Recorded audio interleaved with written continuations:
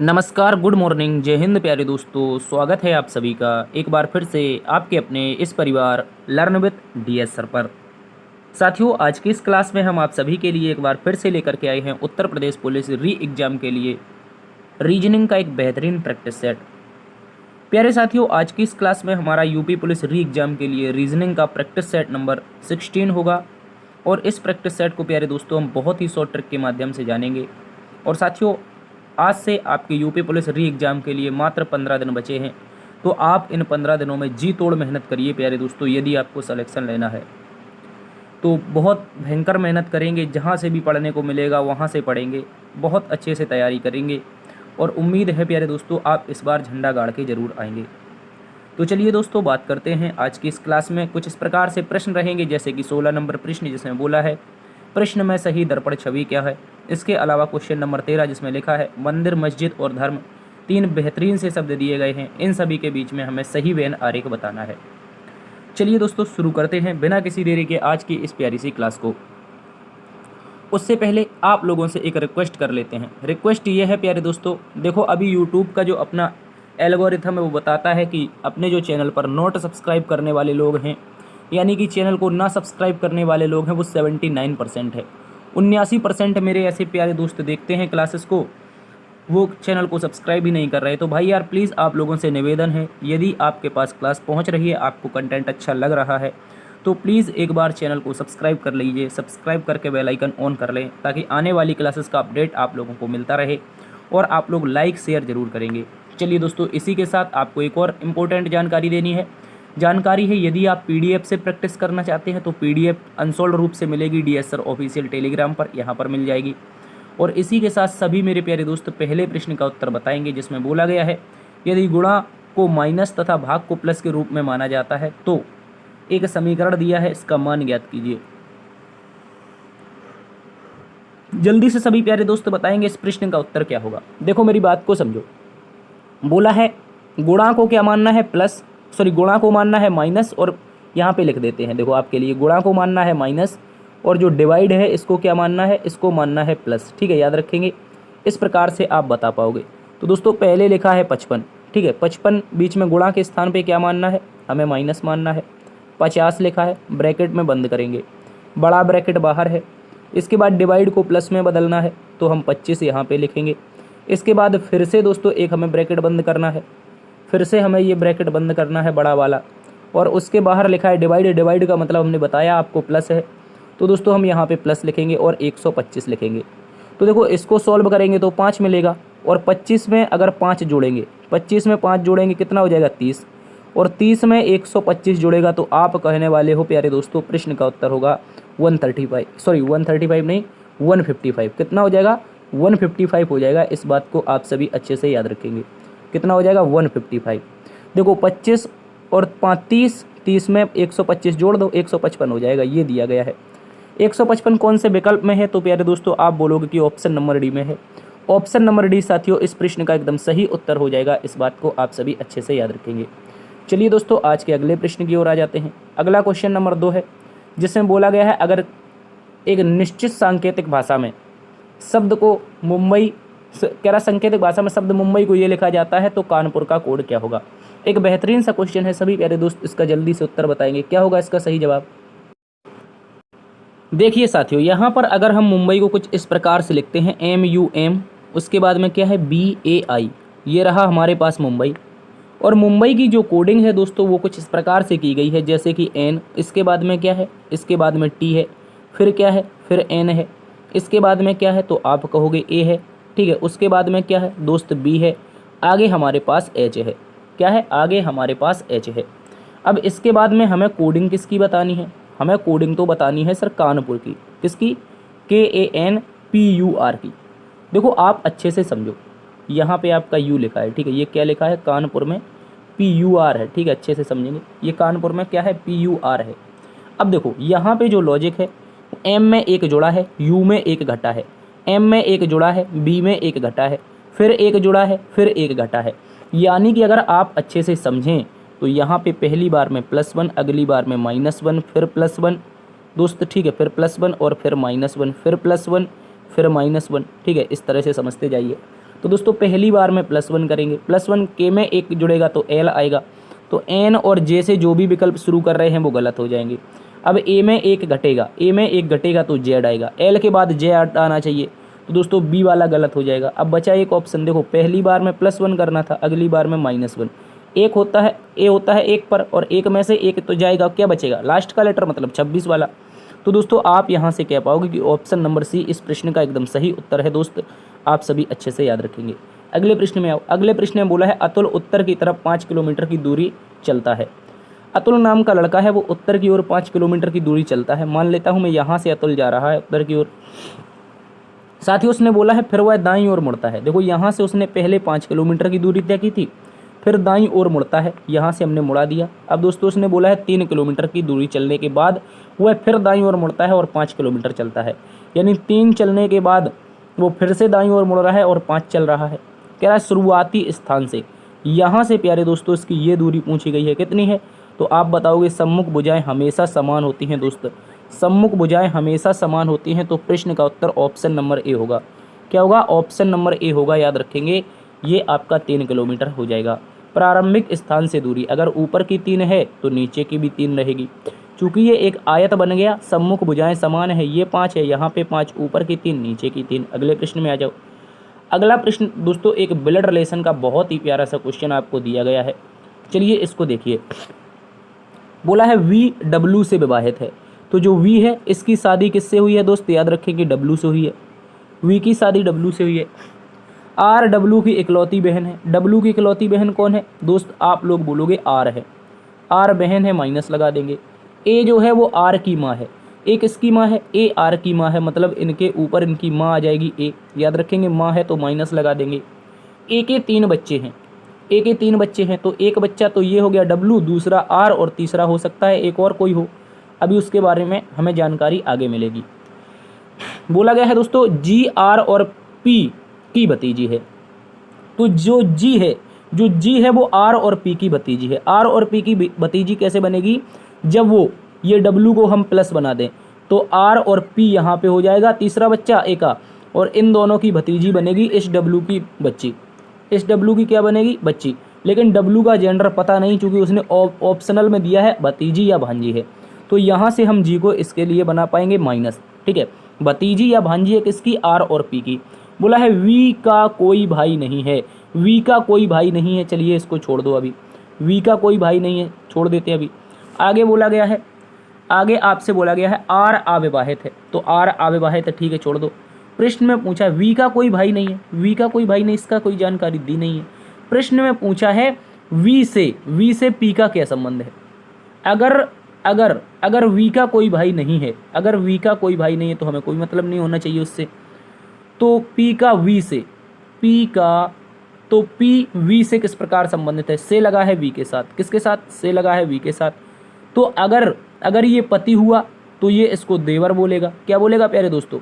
तो वी पत्नी हो जाएगी, क्या बोलेगा? देवर बोलेगा।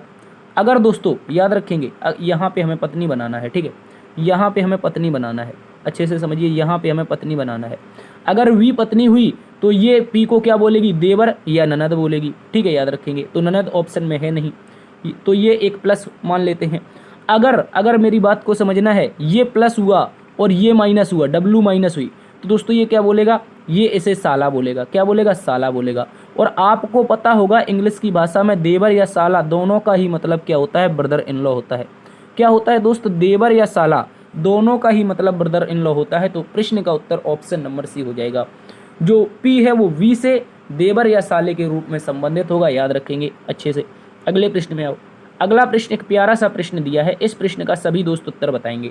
प्रश्न में बोला है जीवाश्म विज्ञान का संबंध जीवाश्म से है, तो कपाल विज्ञान का संबंध किससे होगा? देखो जीवाश्म जो होता है उसका अध्ययन जीवाश्म विज्ञान के अंतर्गत जीवाश्म का अध्ययन किया जाता है। जो हमारी जीवाश्म विज्ञान होती है, जैसे हमने कहा धरती के अंदर जो पुराने जीव जंतु दब गए थे, सड़ गए थे, वो क्या बन गए? वो जीवाश्म ईंधन के रूप में बन गए। तो उनका जो अध्ययन होता है जीवाश्म विज्ञान के अंतर्गत किया जाता है। उसी प्रकार कपाल विज्ञान के अंतर्गत, किसके अंतर्गत प्यारे दोस्तों? कपाल विज्ञान के अंतर्गत जिनका अध्ययन किया जाता है उनका नाम क्या है? उनका नाम है फेफड़े। ठीक है, याद रखेंगे। आप क्या हो जाएगा, इसका नाम हो जाएगा फेफड़े। अच्छे से समझेंगे। आपने एक योगा का नाम भी सुना होगा, इसी से संबंधित है। क्या नाम है, कपालभाति करके एक योगा भी है, ठीक है। तो यहाँ से हम समझ पाएंगे कपालभाति एक योगा है, यहाँ से हम समझ पाएंगे, ठीक है। यहाँ से समझ पाएंगे कपाल विज्ञान का संबंध किससे है, फेफड़े से। इसमें हम सांस का आदान प्रदान करते हैं। अगले प्रश्न में बोला यदि परसों शुक्रवार था तो आगामी परसों के बाद तीसरा दिन क्या होगा। तो दोस्तों मैंने आपको बताया ऐसे प्रश्नों में सबसे पहले आपको आज ढूंढना होता है। क्या ढूंढना होता है, आज। तो आज उसने बोला परसों शुक्रवार था, यानी कि बीता हुआ कल, उसके पहले का दिन। उसके पहले का दिन प्यारे दोस्तों क्या था, शुक्रवार था। तो बोला है आगामी परसों के बाद, आगामी परसों यानी आगामी परसों यहाँ पे हो जाएगा, यहाँ पे हो जाएगा, के बाद तीसरा दिन, पहला दूसरा और तीसरा, ये दिन बताना है, ये वाला दिन बताना है। आगामी परसों यहाँ पे होगा, उसके बाद का तीसरा दिन बताना है। तो दोस्तों शुक्रवार के बाद क्या होता है, आप कहोगे शनिवार होता है। शनिवार के बाद क्या होता है, रविवार होता है। रवि के बाद क्या होता है, सोम होता है। सोम के बाद क्या होता है, मंगल होता है। मंगल के बाद क्या होता है, बुध होता है। बुध के बाद क्या होता है, गुरु होता है। बोलो भाई, क्या होता है, गुरु होता है। गुरु के बाद क्या होता है, तो शुक्र होता है। तो प्यारे दोस्तों आप फिर से कह पाओगे यदि परसों शुक्रवार था तो आगामी परसों के 3 दिन बाद तीसरा आगामी परसों के बाद का जो तीसरा दिन होगा वो प्यारे दोस्तों शुक्रवार ही होगा। क्या होगा, शुक्रवार ही होगा। ऑप्शन नंबर आपका बी एकदम सही उत्तर है। अगले प्रश्न में आओ दोस्तों, बोला गया है निम्नलिखित आरेखों के अनुक्रम में से ई के विपरीत कौन सा अक्षर होगा। साथियों यहाँ पे हमें ई का अपोजिट बताना है। किसका, ई का। तो हमें ई कहाँ पे मिलेगी, ये मिलेगी। कहाँ पे मिलेगी, ये मिलेगी, याद रखेंगे ई। तो दोस्तों आप इसको देखो, मैंने आपको बताया है ई के साथ में जो भी संबंध होंगे वो कभी भी अपोजिट नहीं होंगे, विपरीत नहीं होंगे, ठीक है। ई के साथ में सतह पर दिखने वाले सारे के सारे लेटर कभी अपोजिट नहीं होंगे। तो डी दिख रहा है, ये वाला विकल्प काट दो, ये कभी भी अपोजिट नहीं होगा। लेकिन अभी आप इसको बेसिक करने जाओ तभी बन पाएगा ये। एक नंबर, ये 2 नंबर, ये 3 नंबर और ये 4 नंबर। देखो दोस्तों इसको अच्छे से समझिए। मैं यहाँ पे दूसरा और तीसरा लूँगा। क्या लूँगा, दूसरा और तीसरा। क्यों, क्योंकि इसमें दो एक जैसी सतह समान है। एफ और डी समान है। क्या है प्यारे साथियों, एफ और डी समान है। एफ और डी समान है तो शेष मैंने बताया है जब भी दो फलक समान हो जाती हैं शेष अन्य शेष के अपोजिट बन जाता है। यानी कि बी के अपोजिट में क्या हो जाएगा दोस्त, ई हो जाएगा। बी के अपोजिट में क्या हो जाएगा तो बोलेंगे ई हो जाएगा। बी के अपोजिट में ई या फिर ई के अपोजिट में बी, ये आपका ऑप्शन नंबर बी में दिया गया है, याद रखेंगे। क्या है, ऑप्शन नंबर बी में दिया है, यही इसका राइट आंसर है, याद रखेंगे। चलिए अगले प्रश्न में आ जाओ। अगला प्रश्न प्यारे दोस्तों कथन और निष्कर्ष से संबंधित है। बोला गया है यहाँ पर कुछ कौवे कबूतर हैं। क्या बोला है, कुछ कौवे, यानी कुछ क्रो का पार्ट क्या है, कुछ क्रो का पार्ट प्यारे दोस्तों हमारे पास पिजन में आ रहा है। किस में आ रहा है, कुछ क्रो का पार्ट इतना सा ये पिजन में आ रहा है। अब बोला है सभी कबूतर मोर हैं, तो जितने भी पिजन हैं वो क्या हैं, वो सारे के सारे मोर हैं, याद रखेंगे। इसको हिंदी में लिख देते चूँकि पीकॉक मीस मोर होता है, पिजन हम पहले ले चुके हैं। तो दोस्तों सारे के सारे पिजन मोर हो जाएंगे। अब देखो, अब निष्कर्ष में आते हैं। निष्कर्ष हम बताते हैं। तो बोला है कुछ कौवे मोर हैं, क्या कुछ क्रो मोर हैं। आप कहोगे हाँ सर, ये वाला जो संबंध है पार्ट का, ये वाला मोर का संबंध क्रो से बन रहा है, तो ये वाला सही हो जाएगा। अब बोला है कोई मोर कबूतर नहीं है। क्या कोई मोर कबूतर नहीं है। आप कहोगे भाई पॉजिटिव कथन नेगेटिव निष्कर्ष गलत। अब मेरी बात को समझना है। आप कह रहा है कोई मोर कबूतर नहीं है, तो आप कैसे कह पाओगे, आपके पास इतना सा मोर का पार्ट है, उसके अंदर इतना छोटू सा क्या बैठा है, कबूतर। तो आप कभी भी नहीं कह पाओगे कोई मोर कबूतर नहीं है। तो इसे बोला जाता है पॉजिटिव कथन में नेगेटिव निष्कर्ष हमेशा गलत होता है। तो यहाँ से आपका निकलेगा केवल एक अनुपालन करता है, only first conclusion are right. ठीक है, अगले प्रश्न में आओ। अगला प्रश्न दोस्तों आपके सामने है। बोला गया है एक घड़ी में 1:40 बजे का समय दिखाई दे रहा है। तो सबसे पहले घड़ी कह रहा है यदि मिनट की सुई पश्चिम की ओर है। अच्छा, ये डायरेक्शन और घड़ी मिक्स क्वेश्चन है। बोला है यदि मिनट की सुई पश्चिम की ओर है तो बताना है घड़ी में घंटे की सुई किस दिशा की ओर इंगित करती है। सबसे पहले देखो, ये एक हम घड़ी बनाते हैं। इस घड़ी में प्यारे दोस्तों यहाँ पे 12, नीचे की ओर 6, राइट हैंड की तरफ 3 और लेफ्ट हैंड की तरफ 9। ये रहा 9, ये रहा प्यारे दोस्तों 3, यहाँ पे ऊपर 12 रहा, नीचे की ओर 6 रहा। प्रश्न ने पूछा है समय क्या है, 1:40 है। समय 12 के बाद 1 के बाद 2, 2 के बाद 3 के बाद 4 के बाद 5, यहाँ पे हो जाएगा 7, यहाँ पे 8, 9 के बाद 10 और 11। ये हो गया प्यारे दोस्तों। उसने बोला है 1:40, यानी कि घड़ी की जो वो होगी यहाँ पे सेंटर में होगी। यहाँ से सेंटर से अब चलेंगे दोस्त, इस सेंटर से चलेंगे, गौर से समझना है। ये जब 1:40 की बात करेगा तो ये कहीं बीच में होगी, बोलो बोलो दोस्त, ये क्या बीच में होगी? आप कहोगे हाँ बिल्कुल, बीच को जबकि पार भी करती हुई होगी, जबकि 1:40 कहाँ पे? फिक्स 8 पर होगा, फिक्स 8 पर होगा, याद रखेंगे। कुछ इस प्रकार से क्या आपका 1:40 बनेगा? आप कहोगे हाँ सर। प्रश्न में बोला गया है यदि मिनट की सुई दक्षिण पश्चिम की दिशा में है। कहाँ पे है? दक्षिण पश्चिम की दिशा में। देखो ये आपकी मैं दिशा बनाता हूँ, यहाँ से आपकी ईस्ट दिशा है, यहाँ पे आपकी वेस्ट है, नीचे की ओर साउथ है, ऊपर की ओर तो नॉर्थ है। ठीक है, याद रखेंगे। तो घड़ी की सुई कौन सी दिशा में? दक्षिण पश्चिम में है। क्या दोस्तों ये दक्षिण पश्चिम में है? ये वेस्ट है, ये साउथ है, अर्थात साउथ वेस्ट। एकदम सही बताया है, एकदम सही बताया है। तो पूछा है घंटे की सुई, भाई घंटे की सुई आप बता दो, एक नॉर्थ और दूसरी ईस्ट दोनों के बीच में है, अर्थात नॉर्थ ईस्ट। और north east option number A में ही दिया है, उत्तर पूर्व। उत्तर पूर्व एकदम सही उत्तर हो जाएगा प्यारे दोस्तों, आप सभी अच्छे से याद रखेंगे। ऐसा ही प्रश्न जब भी आता है आपको हमेशा करके आना है। एक प्यारा सा क्वेश्चन रहेगा दोस्त। अगले प्रश्न में आ जाओ। अगला प्रश्न बोला है अमल और सुखबीर। क्या बोला है? अमल और सुखबीर शाम के समय एक दूसरे के सामने खड़े होकर बातें कर रहे हैं। भाई जिसको भी डाउट था, एक बच्ची ने किसी ने कमेंट किया था कि इस ऐसे छाया वाले क्वेश्चन भी लाइए, तो आ गया है आपके सामने। बोला है अमल और सुखबीर शाम के समय एक दूसरे के सामने खड़े होकर बातें कर रहे हैं। तो शाम का समय है दोस्त, शाम के समय सूरज कहाँ पर होता है? हमेशा हमारा जो सन होगा वो शाम के समय पूर्व में हो, सॉरी पश्चिम में होगा। शाम के समय कहाँ पे होगा? हमेशा पश्चिम में होता है दोस्त, याद रखेंगे, हमेशा ही पश्चिम में होता है। अच्छा है, याद रखेंगे। अब दोस्तों उसने बोला है, क्या बोला है? उसकी छाया सुखबीर के सामने है। किसकी छाया? उनकी छाया सुखबीर के सामने है। दोनों की छाया जो बन रही है, आप मुझे बताओ, अगर सूर्य पश्चिम में है तो छाया कहाँ पे बनेगी? हमेशा छाया पूर्व में बनेगी, क्योंकि सूर्य के विपरीत दिशा में हमेशा छाया बनती है। कहाँ पे? हमेशा विपरीत दिशा में बनती है। तो कहा है कि जो उनकी छाया है वो सुखबीर के सामने है। सामने कहाँ? छाया तो भाई निश्चित है, छाया तो यहाँ पर है, लेकिन वो किसके सामने है? उसने कह दिया कि सुखबीर के सामने है।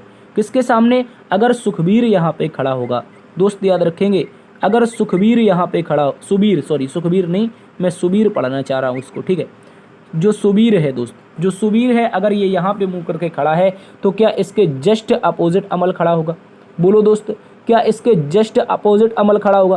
क्योंकि सामने सामने बात करते हैं ना, दोनों सामने सामने बात करेंगे, पीठ पीछे थोड़ी ना करेंगे, पीठ पीछे थोड़ी ना करेंगे, वो सामने सामने बात करेंगे। और सामने सामने बात कर रहे हैं, तो प्रश्न ने कह दिया कि सुबीर के मुख के सामने, सुबीर के सामने उनकी छाया बन रही है। तो पूछा है अमल किस दिशा में? भैया बता दो। अब नहीं बता पाओगे, अमल किस दिशा में? पश्चिम दिशा में। ऑप्शन नंबर बी सही है, ऑप्शन नंबर बी दोस्त सही है, इस बात को याद रखेंगे। अगले प्रश्न में आओ। अगला प्रश्न एक अच्छा सा क्वेश्चन है कथन और धारणा का। ऐसे प्रश्न भी आप लोगों से एग्जाम में पूछे जाएंगे। प्रश्न में बोला गया है सजातीय, कथन दिया है सजातीय ध्रुव एक दूसरे को विकर्षित करते हैं, विजातीय ध्रुव एक दूसरे को आकर्षित करते हैं। यानी कि आपने चुंबक देखा होगा, एक चुंबक देखा होगा, उसमें क्या होता है दोस्त, एक ऐसा कटा होता है, एक तरफ एन होता है, दूसरी तरफ एस होता है। कहने का मतलब सजातीय ध्रुव एक दूसरे को विकर्षित करते हैं। जैसे मैंने कहा इस चुंबक के मैं 2 टुकड़े कर देता हूँ, तो आपने पढ़ा होगा फिजिक्स में कि चुंबक के जितने भी टुकड़े होते हैं उनमें भी 2 ध्रुव बन जाते हैं, एक एन दूसरा एस, हमेशा बन जाता है। तो मैं इसको इस बार एन यहाँ पे लूँगा और यहाँ पे एस लूँगा। तो उसने कहा सजाती, यानी एन एक दूसरे को क्या करते हैं, प्रतिकर्षित करते हैं, जबकि ये अपोजिट हो जाएं। जबकि इस तरह की चुंबक में एक तरफ एस हो दूसरी तरफ एन हो, और इस तरह से दूसरी चुंबक में इस तरफ एस हो इस तरफ एन हो, तो ये एक दूसरे से जुड़ते हैं। क्या करते हैं? ये एक दूसरे से जुड़ते हैं। जबकि विजातीय जुड़ते हैं तो सजातीय प्रतिकर्षित करते हैं, विकर्षित करते हैं। तो आप इससे धारणा क्या निकालोगे? बोला है सजातीय ध्रुव चुंबकीय वस्तुएं एक दूसरे को विकर्षित करती हैं। बताओ, जो सजातीय ध्रुव की चुंबकीय वस्तुएं होती हैं क्या वो एक दूसरे को विकर्षित करती हैं? भाई उसी ने सीधा तो कहा है सजातीय ध्रुव एक दूसरे को विकर्षित करते हैं। तो जितनी भी सजातीय ध्रुव की चुंबकीय वस्तुएं होंगी वो एक दूसरे को क्या करेंगी? विकर्षित करेंगी। तो पहला वाला सही है। अब बोला है विपरीत प्रकृति के व्यक्ति अधिक अक्षुण होते हैं। भाई व्यक्ति के बारे में कोई चर्चा ही नहीं होती, ये तो गलत हो गई बात, ये तो गलत हो गई। आप कहोगे यहाँ से केवल एक अंतर्निहित है, केवल एक अंतर्निहित है दोस्त, याद रखेंगे। अगले प्रश्न में आ जाओ। अगला प्रश्न बोला गया है सम संख्या के बाद और विषम संख्या से पहले कितने 8 हैं? क्या बोला है? सम संख्या के बाद और विषम संख्या से पहले। सम संख्या के बाद, क्या सम के बाद है? नहीं है, काट दो। क्या सम के बाद है? भाई नहीं है। क्या सम के बाद है? आप कहोगे हाँ है। विषम के पहले है? हाँ है। अब देखो सम के बाद है, आप कहोगे हाँ है। क्या विषम के बाद है, तो आप बोलोगे हाँ फिर से ये भी है, ये भी है। सम के बाद है और विषम से पहले है। क्या यहाँ पे ये 8 है, आप कहोगे नहीं। क्या ये वाला सम के पहले विषम के बाद है, आप कहोगे हाँ।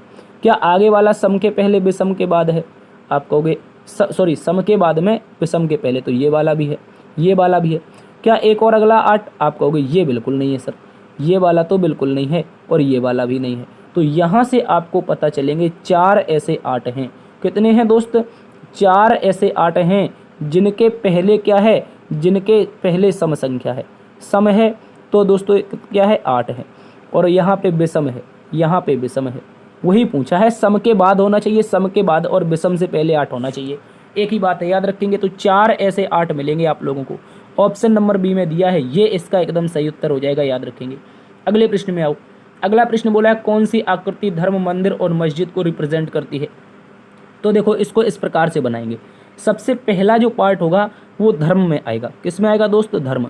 और आप सभी को पता होगा कि धर्मों के अंतर्गत ही विभिन्न प्रकार के स्थल या आपके जो भी मान्यताएं होती हैं वो होती हैं। तो आप कहोगे एक तरफ मंदिर हो जाएगा, एक तरफ मंदिर हो जाएगा और दोस्त दूसरी तरफ मस्जिद हो जाएगी। क्या हो जाएगी?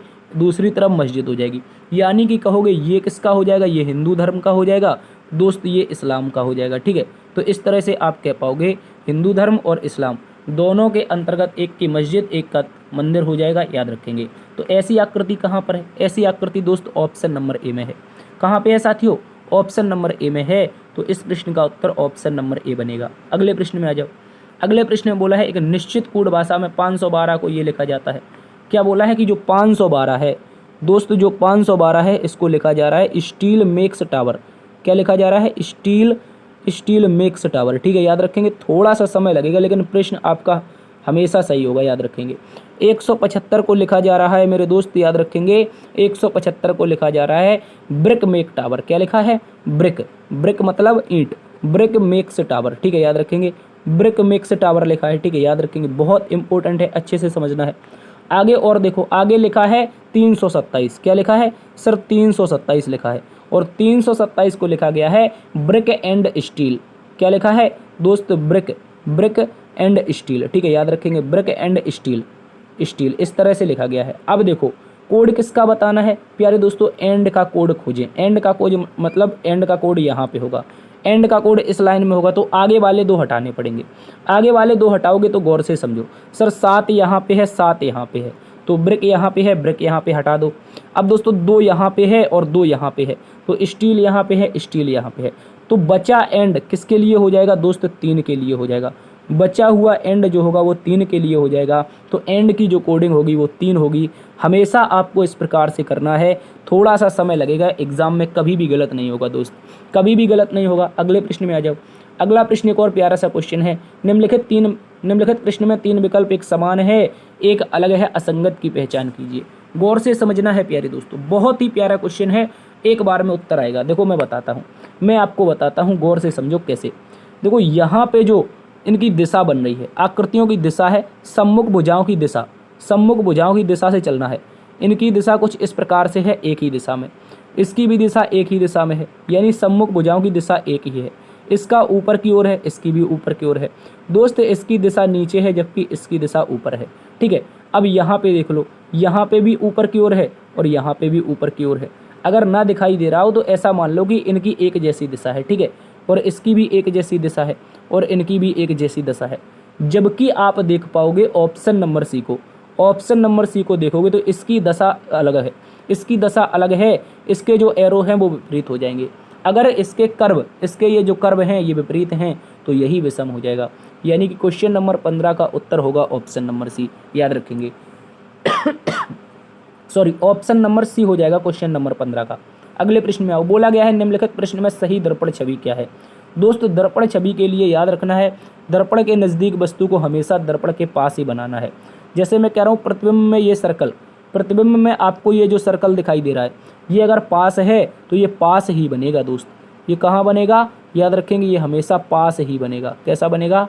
पास ही बनेगा। ठीक है, अब दोस्तों यहाँ पे आपके पास एक सर्कल है और ये सर्कल आपको कुछ इस प्रकार से मिलेगा। ठीक है, इस प्रकार से मिलेगा, अच्छे से समझना है। अब देखो मैं आपको बताता हूँ, एक तरफ मैं बना दूंगा आपकी ये वाली लाइन, ये एकदम डार्क लाइनें हैं, ये डार्क लाइनें कहाँ पे हैं, वही सही होगा। तो दोस्तों यहाँ पे है नहीं, इसको गलत कर दो। अब इसके बाद क्या करना है, इसके बाद आपको एक चीज़ और देखनी है। क्या देखनी, ऊपर वाली में ये दूर वाला डार्क था, ठीक है, ये दूर वाला डार्क है, तो दोस्तों दूर वाला डार्क होगा, ये भी गलत हो गया।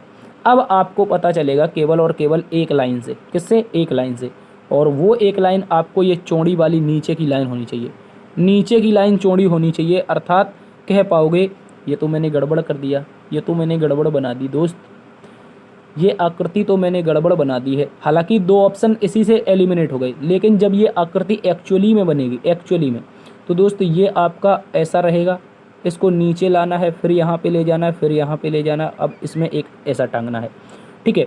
इसके बाद में आपको एक लाइन लेनी है, चौड़ी सी लाइन लेनी है, ये चौड़ी सी लाइन यहाँ पे है, ठीक है, और ऊपर की ओर इस तरह से आएगा, ये खाली सर्कल होगा, ठीक है, और ये आपका यहाँ पे एक सर्कल होगा जो दूर की ओर है, जो दूर की ओर है, देखो यहाँ पे जो दूर की ओर है दर्पण में, दर्पण से दूर की ओर है, वो दर्पण से दूर की ओर बनेगा, ठीक है, ये डार्क एरिया बनेगा।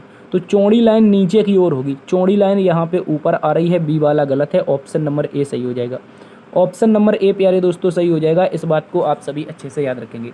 एक मोस्ट इंपॉर्टेंट क्वेश्चन है, एक पतली सी लाइन का फर्क है, इसीलिए मैंने इसको शामिल किया था, आप इसको अच्छे से याद रखेंगे। अगले प्रश्न में आओ, बोला गया है नीचे दिए गए प्रश्न को सार्थक क्रम में व्यवस्थित कीजिए।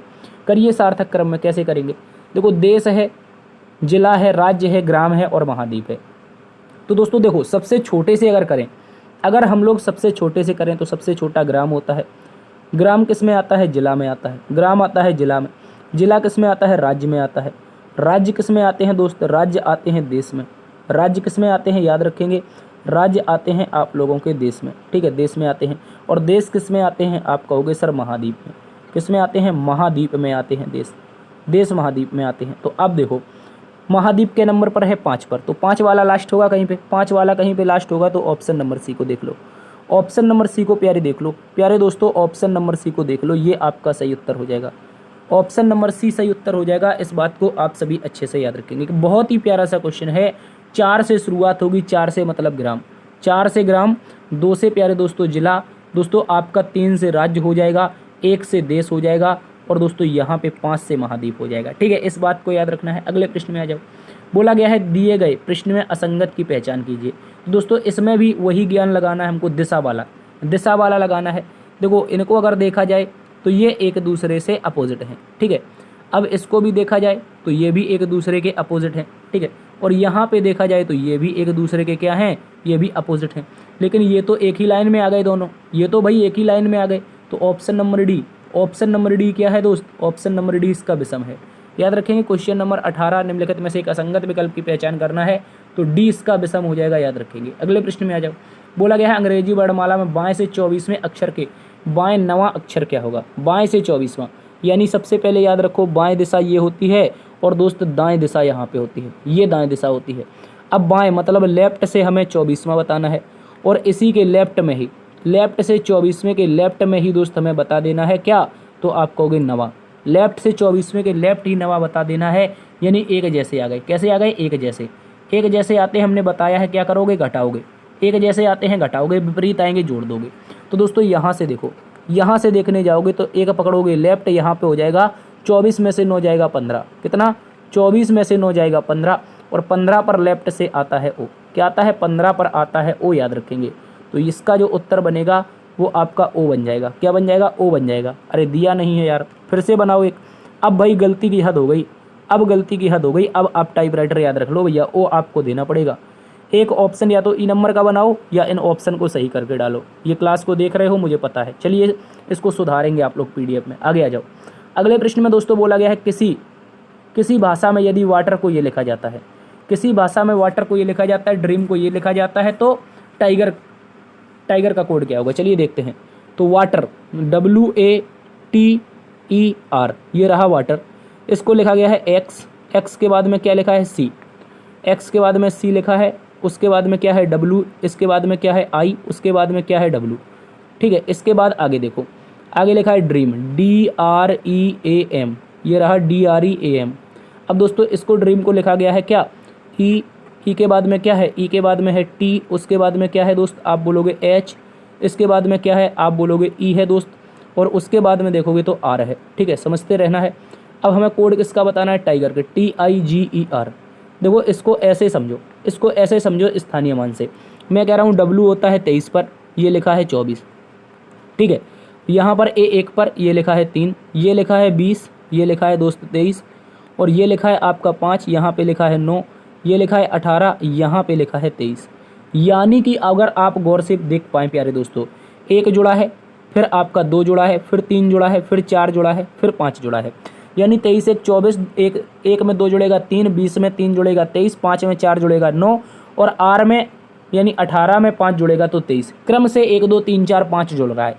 क्या जुड़ रहा है, क्रम से। D में 1 जुड़ा, R में 2 जुड़ा, E में 3 जुड़ा, A में 4 जुड़ा, और दोस्तों M में 5 जुड़ा।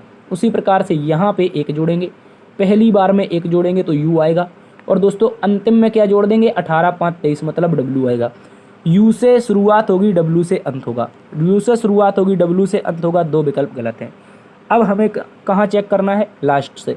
लास्ट से चेक करोगे, E में जुड़ेगा 4। देखो यहाँ पे 5 जुड़ा था, अब यहाँ पे 4 जोड़ देंगे। E में 4 जुड़ेगा तो 5 होता है, 5 में 4 9, मतलब I होना चाहिए। लास्ट में W से पहले I होना चाहिए। दोस्तों W से पहले I ऑप्शन नंबर D में है। W से पहले I जो दी गई है वो ऑप्शन नंबर D में है। देखो यहाँ पे J है तो ये गलत हो जाएगा, ऑप्शन B गलत है दोस्तों। क्वेश्चन नंबर 20 का जो उत्तर बनेगा वो ऑप्शन नंबर D बनेगा, याद रखेंगे। क्रम से क्या जुड़ रहा है, हर बार में 1 2 3 4 5 जुड़ रहा है, याद रखेंगे। अगले प्रश्न में आओ दोस्तों। अगले प्रश्न में पूछा गया है, नीचे दी गई आकृति को दाईं ओर दर्पण को रखे जाने वाली सही प्रतिबिंब का चयन कीजिए। यानी ये आपके सामने की छवि है, इसका प्रतिबिंब बताना है। तो दोस्तों 2 आपका ऐसे बनेगा, ठीक है, याद रखेंगे। 2 आपका ऐसे बनेगा, इसके बाद में 6 ऐसा बनेगा, 6 सीधा नहीं, इधर से बनेगा 6। इसके बाद में P यहाँ पे बनेगा। R दोस्तों आप लोगों का इस प्रकार से बनेगा, यानी 2 6 PR। देखो इसका R उल्टा हो गया, ऑप्शन नंबर A गलत है। इसका R कैसा है, दिख रहा है, सही है, और सब सही है, और सब सही है, ठीक है। ये इसका 6 देखो सीधा लिखा है तो ये गलत हो गया। अब इसके बाद में क्या है, चलिए इसके बाद R के बाद हमारा O एज इट इज़ रहेगा, और 5 हम लोगों का बदल जाएगा, 5 हम लोगों का बदल जाएगा इस प्रकार से, 5 बदल जाएगा दोस्तों, O एज इट इज़ रहेगा। अब बचा है K हमारा उल्टा बनेगा। तो दोस्तों इसमें देखोगे K सीधा है, यानी D नंबर गलत है। तो प्रश्न का उत्तर क्या होगा, प्रश्न का उत्तर होगा ऑप्शन नंबर C। क्या होगा, ऑप्शन नंबर C। दी गई एज इट इज़ श्रृंखला आपकी ऑप्शन नंबर C में बनी है दोस्त, याद रखेंगे। 21 का C सही है। अगले प्रश्न में आओ। बोला गया है नीचे दिए गए प्रश्न शब्द के द्वारा कौन सा विकल्प बनाया जा सकता है। आपको एक शब्द दे रखा है डेमोक्रेसी। क्या दे रखा है दोस्त, डेमोक्रेसी दे रखा है। इसका प्रयोग करके क्या बना सकते हैं, बताओ। क्या स्केरी बना पाएंगे। देखो ये डबल ई आया है, यहाँ पे डबल ई आया है, जबकि डेमोक्रेसी में एक ही है, ये नहीं बनेगा। क्या माइक्रो बनेगा, नहीं बनेगा। इसमें आई आया है, डेमोक्रेसी में कहीं भी आई नहीं है। क्या मार्सी बनेगा, क्या मार्सी बनेगा, MARCY, यहाँ पर MARCY। प्यारे दोस्तों मार्सी बन जाएगा, यानी कि जो ऑप्शन नंबर C है ये तो बन जाएगा। क्या डेमन बनेगा, डेमन बनेगा DEMON, N तो भाई इसमें है ही नहीं। डेमोक्रेसी में कहीं भी N आया ही नहीं। तो आप कहोगे सर इसका प्रयोग करके केवल और केवल ऑप्शन नंबर C बनाया जा सकता है। क्या बनाया जा सकता है साथी आपका केवल और केवल ऑप्शन नंबर क्या बनाया जा सकता है, C बनाया जा सकता है। अगले प्रश्न में आओ। अगला प्रश्न अक्षर श्रृंखला से है। बोला गया है दोस्तों यहाँ पे आप लोगों को कि निम्नलिखित अक्षर श्रृंखला में अगला पद ज्ञात कीजिए। यानी कि देखो हमने हमेशा बताया है पहले का संबंध पहले से, तो H 8 पर है, L दोस्तों 12 पर है, P हमारा 16 पर है, T हमारे पास 20 पर है। कितने पर है दोस्तों, 20 पर है। तो अब देखो 8 यानी 4 जुड़ा है, पहली बार में 4 12, 12 4 16, 12 4 कितना, 12 4 दोस्तों 16, 16 4 20, 20 4 कितना होगा 24, मतलब X से शुरुआत होगी। X से शुरुआत होगी तो एक ही विकल्प ऐसा है जिसकी शुरुआत X से हो रही है। अब यही इसका सही उत्तर है दोस्त। ऐसे प्रश्नों को ऐसे ही करना होता है, ज़्यादा चेक नहीं करना वरना आप घबरा जाओगे। अब देखो T20 पर X मतलब 4 जोड़ा, 4 24 में 4 जुड़ेगा 28 यानी 2 हो गया, 2 में 4 जुड़ेगा 6, 6 में 4 जुड़ेगा तो 10 मतलब J आ जाएगा, ठीक है। उसके बाद C में 4 जुड़ेगा G में 4 जुड़ेगा 11 यानी K में 4 जुड़ेगा 15 यानी O में 4 जुड़ेगा 19 का मतलब होता है हमारा S, 19 का मतलब होता है X। प्रश्न का उत्तर हो जाएगा JS। क्या हो जाएगा, XJS, याद रखेंगे। ऑप्शन नंबर 4 में दिया गया है। अगले प्रश्न में आओ। अगले प्रश्न में अब दोस्तों मानसिक अभिरुचि के बहुत ही प्यारे से क्वेश्चन है, कुछ आपके इंटरनेशनल में भी पूछे जाते हैं, यानी कि जो पुलिस के लेवल के मानसिक अभिरुचि है, पुलिस से संबंधित मानसिक अभिरुचि, उसके प्रश्न है, आप इसको अच्छे से समझेंगे। बोला है अंतर्राष्ट्रीय पुलिस अपराधी संगठन यानी इंटरपोल का ध्येय वाक्य क्या है। प्यारे दोस्तों, इंटरपोल का ध्येय वाक्य बताना है क्या है, तो सुरक्षित विश्व के लिए पुलिस को जोड़ना, क्या हो जाएगा, क्या ये होगा। आधुनिक पुलिस तंत्र को बेहतर करने की विश्व व्यवस्था, ये होगा। या वैश्विक स्तर पर पुलिस में आपसी सहयोग, क्या ये होगा। पृथ्वी एक विश्व एक पुलिस, क्या ये होगा। जल्दी से बताओ इस प्रश्न का एकदम सही उत्तर क्या होगा। एक प्यारा सा क्वेश्चन है, इंटरपोल का ध्येय वाक्य, और आप लोगों ने जीएस में इसका मुख्यालय भी पढ़ा होगा, तो मुख्यालय जरूर कमेंट में बता दो कि इंटरपोल का मुख्यालय कहाँ पर है। देखिए प्यारे साथियों, इंटरपोल एक ऐसी संस्था है जो क्या करती है, विश्व में जो भी पुलिस होती है उनके बीच में एक क्या बोलते हैं उसको, एक कंप्रीवेंशन ऐसे कुछ कहा जाता है, यानी पुलिस को आपस में तालमेल बिठाना, ये काम होता है इंटरपोल का। तो इंटरपोल की बात करते हैं तो इसका जो आपका ध्येय वाक्य है वो है सुरक्षित विश्व के लिए पुलिस को जोड़ना, यानी विभिन्न देशों की जो भी पुलिस होगी उन सभी को जोड़ना इंटरपोल का मुख्य उद्देश्य है। और इंटरपोल का जो मुख्यालय है वो दोस्तों आपको बताना है रिसर्च करके, ठीक है। अगले प्रश्न में आ जाओ। अगला प्रश्न पूछा है एफआईआर का पूर्ण रूप क्या है। एफआईआर जो होता है आपने सुना होगा, हो सकता है इसका नाम आपके आसपास यदि कहीं लड़ाई वड़ाई वगैरह हुई होगी तो लोग गए होंगे थाने में, वहाँ पे बोले हमें एफआईआर करवाए, मतलब एफआईआर करवाए, लेकिन उसका फुल फॉर्म क्या है ये बताना है। एफआईआर का मतलब होता है प्यारे दोस्तों फर्स्ट इन्फॉर्मेशन रिपोर्ट। क्या होता है, फर्स्ट इन्फॉर्मेशन रिपोर्ट, याद रखेंगे फर्स्ट इन्फॉर्मेशन रिपोर्ट, ये एफआईआर होती है दोस्तों। यानी कि लड़ाई हो जाए तो पहली सूचना आप पुलिस को दे दो कि मेरी वहाँ पे लड़ाई हो गई, फर्स्ट इन्फॉर्मेशन रिपोर्ट इसका सही उत्तर है। आगे आ जाओ। आगे बोला गया है भारत के संविधान की किस अनुसूची के अंतर्गत पुलिस को राज्य सूची का विषय बनाया गया है।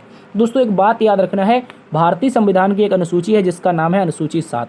अनुसूची 7 में 3 सूचियां हैं, कौन कौन सी।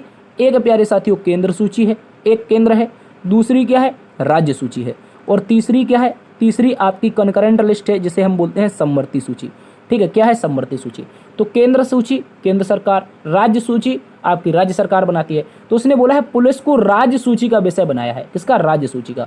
तो जो पुलिस है वो यहाँ पर आती है, राज्य सूची में आती है। तो दोस्तों याद रखेंगे इसका सही उत्तर क्या होगा, 7वीं अनुसूची इसका सही उत्तर होगा। अगले प्रश्न में आओ। अगला प्रश्न बोला गया है भारत में पुलिस प्रणाली के संबंध में कौन सा कथन असत्य है, बताइए। भारत में पुलिस प्रणाली के संबंध में ऐसा कौन सा कथन है जो यहाँ पे क्या है दोस्त असत्य है, आपको बता देना है। जल्दी से बताओ। लोअर रैंक के पुलिस कर्मियों का उनके वरिष्ठ अधिकारियों द्वारा शाब्दिक उत्पीड़न किया जाता है, क्या ये सही है दोस्त, क्या ये सही है, जल्दी से मुझे बताओ, क्या ये सही है। वरिष्ठ अधिकारियों के द्वारा क्या ये किया जाता है, आप कहोगे ऐसा नहीं है। आगे बोला गया है पुलिस कर्मियों के अमानवीय परिस्थितियों में कार्य करना पड़ता है, क्या पुलिस कर्मी को अमानवीय कार्य करना पड़ता है, दोस्तों ये तो सही है। उसने पूछा क्या असत्य है, तो ये भी सही है, ऑप्शन नंबर ए भी सही है, बी भी सही है। लोअर रैंक के जो भी कांस्टेबल लोग होते हैं इनको जो इनके बड़े अधिकारी जैसे एसआई है और दोस्तों आपका जो इंस्पेक्टर है या फिर और बड़े बड़े अधिकारी, ये क्या करते हैं शाब्दिक उत्पीड़न करते हैं। अशाब्दिक उत्पीड़न का मतलब है गाली गलौज से, उसको किसी प्रकार से गाली दे करके बुला रहे हैं, इधर आ जा या फिर वैसा हो जाए, तो शाब्दिक उत्पीड़न तो चलता है, इतना तो चलता है। उसने कहा पुलिस कर्मियों के अमानवीय परिस्थिति में कार्य करना पड़ता है, बिल्कुल सही है। पुलिस कर्मियों पर कार्य का भार अत्यधिक रहता है, तो ये भी मेरे भाई सही है। आगे बोले पुलिस कर्मियों के पास पर्याप्त संसाधन उपलब्ध हैं, भाई यही गलत हो जाएगा, यही आपका गलत हो जाएगा। पुलिस कर्मियों के पास पर्याप्त संसाधन उपलब्ध नहीं है, पुलिस कर्मियों के पास क्या है, पर्याप्त संसाधन उपलब्ध नहीं है, याद रखेंगे ये इसका सही उत्तर होगा ऑप्शन नंबर डी, ठीक है। अगर संसाधन उपलब्ध होते तो वो पुलिस की जॉब क्यों ही करते। आगे आ जाओ। अगले प्रश्न में बोला है एक पुलिस अधिकारी के रूप में आपको अपनी वर्दी पर रैंक प्रतीक चिन्ह लगाना आवश्यक है, यानी पुलिस अधिकारी के रूप में वर्दी पर क्या रैंक प्रतीक चिन्ह लगाना आवश्यक है। उत्तर प्रदेश पुलिस में हेड कांस्टेबल के लिए निम्नलिखित में से कौन सा सही रैंक प्रतीक चिन्ह है। दोस्तों मैंने आपको एक दिन करवाया भी था, हेड कांस्टेबल के लिए। देखो एसआई के लिए अलग होता है, एसआई यानी सब इंस्पेक्टर के लिए अलग है, इंस्पेक्टर के लिए अलग है, ठीक है। तो हेड कांस्टेबल के लिए भी कुछ होगा, तो हेड कांस्टेबल के लिए जो होगा वो प्यारे दोस्तों याद रखना है 3 सफ़ेद पट्टियाँ बाईं दोनों बाजुओं में, ठीक है। जो ये तो इंस्पेक्टर का तो अलग हो गया, इंस्पेक्टर का अलग हो गया। जो आपका इसके लिए है क्या बोलते हैं इसको, अरे इसका नाम क्या बोलते हैं, हेड कांस्टेबल आपके सामने लिखा, फिर भी मैं नाम नहीं पढ़ पा रहा हूँ। हेड कांस्टेबल के लिए 3-3 सफ़ेद पट्टियाँ दोनों बाजुओं पर, ठीक है। हेड कांस्टेबल के लिए 3-3 सफ़ेद पट्टियाँ दोनों बाजुओं पर होती हैं दोस्तों, याद रखनी, यानी दोनों भुजाओं पर होती हैं, तो यही हेड कांस्टेबल होता है। आगे आ जाओ। बोला गया दोस्त ब्रिटिश भारत की सरकार द्वारा बनाए गए पुलिस अधिनियम 1861। दोस्तों पुलिस अधिनियम 1861 का प्रमुख उद्देश्य क्या था? जो ब्रिटिश भारत में 1861 में पुलिस अधिनियम बनाया गया था, इसका उद्देश्य क्या था? मानवाधिकारों का संरक्षण एवं सुनिश्चित करना। क्या ये इसका मुख्य उद्देश्य था? भाई नहीं था। ये लोग मानवाधिकार नहीं मानते थे। कह रहा है प्राकृतिक न्याय के नियमों का पालन करवाना सुनिश्चित था, ये भी नहीं था। प्रमुख उद्देश्य की बात कर रहा है दोस्त। प्रमुख उद्देश्य क्या था पुलिस की स्थापना के लिए अंग्रेजों का? तो अंग्रेज क्या करेंगे? हमारे लोगों को दबाएंगे। तो कह रहा है भारत के निवासियों को ब्रिटिश नागरिकों के समान अधिकार देना, ये भी गलत है, ये भी बिल्कुल गलत है। इसका जो सही उत्तर है वो ये है, औपनिवेशिक शासन के विरुद्ध विद्रोहों को रोकना। यानी कि जो औपनिवेशिक शासन के विरुद्ध विद्रोह हो रहे थे, आपने पढ़ा होगा 1857 का विद्रोह। तो इस विद्रोह के बाद में पुलिस अधिनियम 1861 लागू किया जाता है, जिसमें छोटे छोटे इलाकों में जो भी विद्रोह करने की साजिश करते थे उनको पुलिस के माध्यम से विभिन्न प्रकार की प्रताड़ना दी जाती थी और उनका विद्रोह बड़ा नहीं होने दिया जाता था। ठीक है, तो औपनिवेशिक शासन के विरुद्ध विद्रोह को रोकना इसका मुख्य उद्देश्य था। एक बात आपको याद रखनी है। और दोस्तों आज का गृह कार्य प्रश्न आपके सामने है। बोला गया है निम्नलिखित प्रश्न में प्रश्नवाचक चिन्ह के स्थान पर क्या आएगा? ये रहा प्रश्नवाचक चिन्ह। इसका आप लोग सभी उत्तर बताएंगे। यदि आपको आएगा तो ठीक है, नहीं आएगा तो मैं कल आपको इसको करवा दूंगा। ठीक है, कमेंट बॉक्स में आप इसको उत्तर बताने का प्रयास जरूर कीजिएगा। उम्मीद है क्लास पसंद आई होगी। यदि पसंद आई है तो दोस्तों लाइक शेयर सब्सक्राइब करना बिल्कुल भी ना भूलें।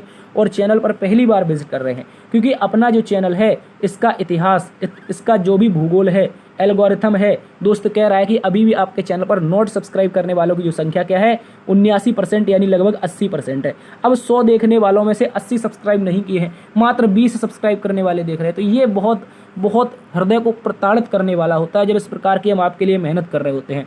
तो दोस्त आप अपने दोस्तों से इस चैनल को जरूर सब्सक्राइब कीजिएगा। आप कर दीजिए यदि नहीं किया है। इस तरह का बेहतरीन कंटेंट आपको हमेशा इस चैनल पर मिलता रहेगा। ठीक है, चाहे वो आपका आज यूपी पुलिस हो, कल आने वाला SSC GD हो, कोई भी एग्जाम हो, उसके लिए आपको यहाँ से